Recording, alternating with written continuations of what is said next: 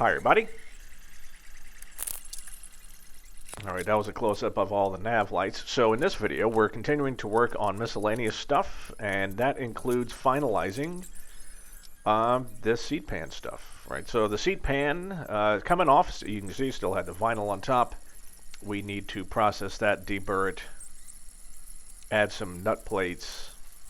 We will be priming the bottom, so it's not riveted on, right? But you can see the flanges that it's on top of, and while that's fine, I thought, yeah, you know, it's basically going to be in contact all the time, even though not riveted. It still should probably be primed. So we're going to go ahead and scuff up the bottom and do the entire priming process, which is good.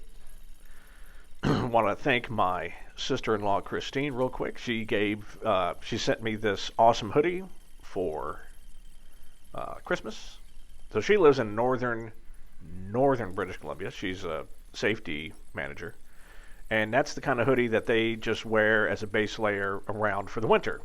You got to realize that they go from about summer to 1 week of fall, and then down to minus temperatures, right? So it is a very, very warm hoodie.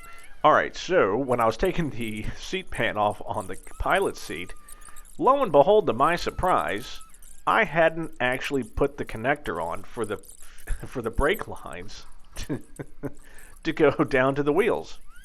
I'm just sitting there staring at an open line. I'm like, what the hell? I didn't finish this? Yeah, good job, a-hole. So it's time to finish that up. We are going to be filling these brake lines and bleeding them soon, so it kind of helps. In fact, there's the pressure oil bottle that we will use to attempt to fill the system. And we're going to be using less flammable brake fluid as well. It's environmentally friendly. And like I mentioned in the last video, environmentally friendly is good, you know. Alright, so next part. So while I got the seat pan off, what we've got here is the crotch strap for the hooker harness. So I chose hooker harness when I was up at Oshkosh. I looked at Crow, looked at hooker, you know, and I was really impressed with the quality of the straps of the connectors, so I went with them. The lead time was the same, so that really had nothing to do with it. I really like the webbing and the thickness.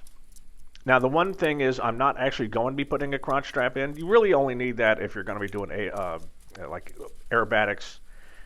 And sorry to disappoint. Again, I have no interest in doing aerobatics.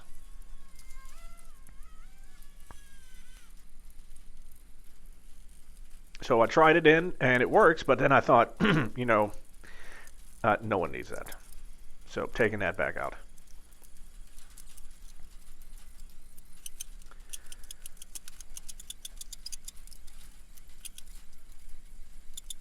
It's stuffy up where my crotch is anyway. There's not a lot of room. I'll just leave that there. All right, so not only did we get the seat pan done, and you can see it's got a bit of beautiful enamel finish on that too. Same gray as the rest of the interior.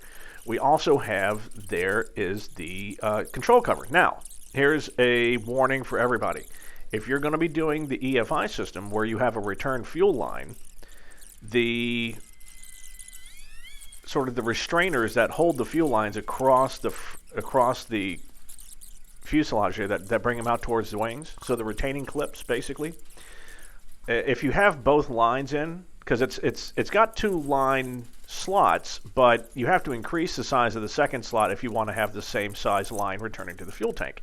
If you do that, it bulges those retaining clips out. So you can see I've got the file out there, and you have to file down the top of the retaining clip, or when you try to put the control cover piece on there, it doesn't want to go on, and you have to like try to force it on, and you shouldn't really force it on. So just something to think about when you're doing that. All right, in the next video, more miscellaneous. Today is my wife's birthday, so I've actually recorded this on Thursday.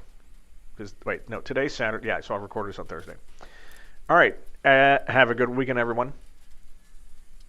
Thank you for joining me. See you soon.